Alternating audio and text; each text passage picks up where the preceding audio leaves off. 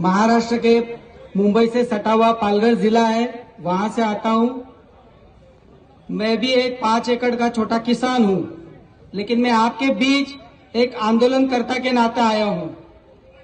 हमारे यहाँ पालघर जिले में विकास की कई सारी परियोजनाएं थोपी जा रही है, तो पालघर जिले के आदिवासी मछुआरे किसान भाइयों की जमीन, जंगल और पानी को बर्बाद करने वाले Mumbai Ahmedabad bullet train, Mumbai Vadodara expressway, Vadhavan बंदरगाह, ऐसी कई सारे विनाशकारी परियोजनाएं हमारे यहाँ थोपी जा रही है। मोदी साहब की ये जो जापानी बुलेट ट्रेन है, उसके खिलाफ पालघर जिले का 4 साल से वो बुलेट ट्रेन होने नहीं दे रही। आज मैं इस मंच पर इसलिए आया हूं क्योंकि हमारे पालघर जिले में आंदोलनकर्ताओं के बीच में, जनता के बीच में, आदिवासियों के बीच में चर्चा चल रही है कि देश का किसान दिल्ली पर कूच कर चुका है, तो वहां पर हमको एक बार तो जाकर वहां पर समर्थन व्यक्त करना ही चाहिए। जैसे आदमी गंगा नहा के आता है, वैसा देश का हर किसान, हर बच्चा, हर नौजवान दिल्ली में यहाँ के किसान आंदोलन में एक बार तो भी आना ही चाहिए, यह भावना रख रहा है। अब यहाँ पर बात हो रही है कि दिल्ली के पास पंजाब के किसान ज्यादा है, हरियाणा से आ रहे। भाई साहब, महाराष्ट्र के किसान भी राजस्थान के बॉर्डर में आ चुके हैं। कल गुजरात के किसान भी राजस्थान हरियाणा के बॉर्डर पे दोबारा आ चुके हैं। मोदी जी से, पीयूष गोयल जी से मेरी दरखास्त है कि कोविड का बहाना थोड़ा बाजू कर दो, रेलवे थोड़ी खुली कर दो, फिर देख लेना तमिलनाडु से लेकर, केरल से लेकर, आंध्र से लेकर, कर्नाटक से लेकर, महाराष्ट्र से लेकर, मध्य प्रदेश, छत्तीसगढ़ से लेकर, बिहार, यूपी से लेकर हर किसान यहां पर आकर खड़ा हो जाएगा। तो किसानों की ताकत को कम आंकना यह गलत होगा।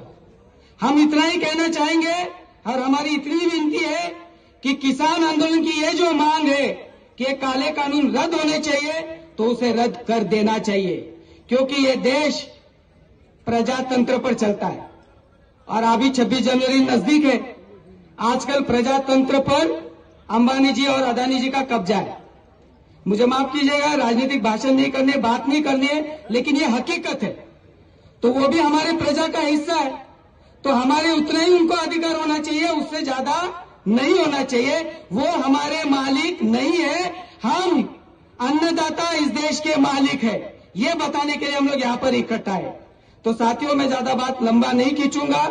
हमारी इतना ही कहना है कि इस देश का पर्यावरण, यहाँ की मिट्टी, यहाँ का पानी, यहाँ का समंदर, यहाँ का जंगल, ये सुरक्षित रहना चाहिए और सुरक्षित रखने का काम, उसको सजाए रखने का काम इस देश का किसान करता है।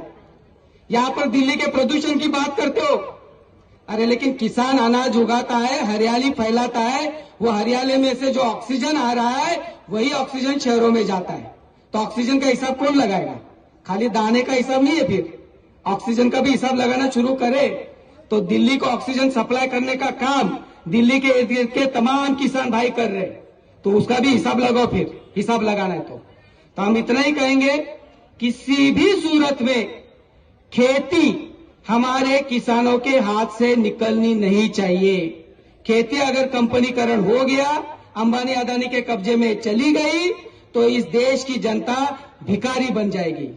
मिसाल के रूप में मैं इतना ही कहूंगा कि 1930-32 के दौर में गुजरात में सरदार पटेल ने अंग्रेजों के खिलाफ इसी मुद्दे को लेकर आंदोलन किया था, और जो मोदी जी पटेल जी का इतना बड़ा पुतला बना चुके हैं, मूर्ति बना चुके हैं, कम से कम उस मूर्ति के पैर पर बैठकर पटेल जी ने जो आंदोलन किसानों के हक में किए थे उसकी थोड़ी याद कर लेते, तो शायद ये काले कानून नहीं बनते। आने वाले दिनों में जैसे ये काले कानून किसानों के खिलाफ किए गए, वैसे ही मजदूरों के खिलाफ भी काले कानून बनाए गए। तो आप लोगों को कुछ भी लेबल लगाइए, आतंकवादी कहो, खालिस्तानवादी कहो, माओवादी कहो, देशद्रोही कहो, मुझे तो कभी कभी पता ही नहीं चलता कि ये चल क्या रहा है। कभी कभी ऐसा लगता है कि मोदी जी और अमित शाह यही दो लोग देशभक्त बचे और बाकी हम सब लोग देशद्रोही हो गए, क्योंकि कोई भी आंदोलन लोकतंत्र में करो तो ये देशद्रोही और वो खाली देशभक्त। आजकल देश बेचने वाले देशभक्त बने फिरे, तो हमको भी उनकी औकात दिखाने की समय आ चुका है और वो औकात आप सब किसान भाइयों ने यहाँ पे जो ताकत खड़ी की है वो औकात आपने दिखाई है। आपके साथ इस देश के हर तहसील के स्तर पर किसान आंदोलन करते हुए समर्थन कर रहा है। मैं यहाँ पर कहना चाहूंगा कि जो किसान यहाँ नहीं पहुंच रहा है वो महाराष्ट्र के हर तहसील पर धरना पे बैठा हुआ है, तहसीलदार कलेक्टर को अपना निवेदन दे रहा है और इस लड़ाई को मजबूत कर रहा है। आने वाले दिनों में मजदूर, किसान, नौजवान ये सारे एक साथ होकर प्रजातंत्र पर प्रजा का अधिकार स्थापित करने के लिए आंदोलन तीव्र करेंगे। इतना ही बोलूंगा और यहाँ रुकता हूँ। इनकलाब जिंदाबाद।